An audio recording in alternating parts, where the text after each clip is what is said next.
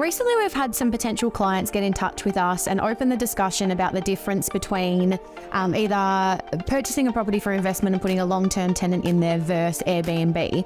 So just wanted to have a chat about some of the research that we've been doing and what we've found. We have noticed that there is quite a substantial amount of underlying costs associated with setting up a property for Airbnb. Some of these costs that we've come across I have listed on the screen, probably the biggest ones being your setup costs. So at the beginning, there is going to be an initial outlay to furnish the property. I don't know about you, but I could certainly go and spend $10,000 getting a property set up with furniture and appliances that I would expect to see in an Airbnb that I was going to book and give a 5-star review. Another big one that we've come across is your utility costs. So the ongoing costs of your gas, electrical, water, internet, they all fall under the banner of the owner paying for those if you were to look at setting up an Airbnb, obviously as opposed to a long-term rental where the tenant would be responsible for covering all of the costs associated with utilities.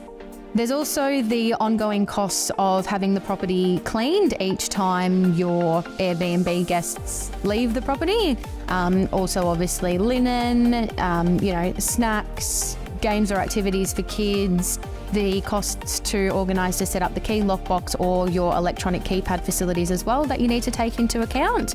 And probably one of the last things that we were looking at as well is your insurance. Generally speaking, your premiums are going to be higher because it's more of a risk, given that we haven't been able to vet the tenants at the beginning like you would in a longer term lease. Just a few of the positive aspects of renting to a longer term tenant versus an Airbnb tenant is obviously your initial outlay. We spoke about that with an Airbnb being, up around, in the thousands, whereas if we're leasing to a shorter term tenant, there is the initial outlay cost of your advertising and your letting fee, but then moving forward, you've only got a smaller ongoing fee.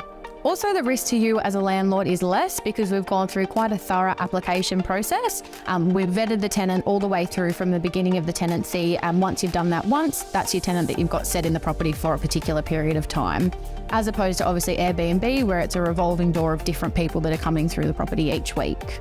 So all in all, you can see that there are definitely pros and cons to both Airbnb versus a long-term tenant. It just really comes down to if you've got the time to invest into the booking side of things and running the Airbnb thing, or if you'd rather just set it to autopilot and have someone like PRD manage the property for you. And if you'd like any further information, give us a call, Bendigo's #1 property management team, 5444 0344.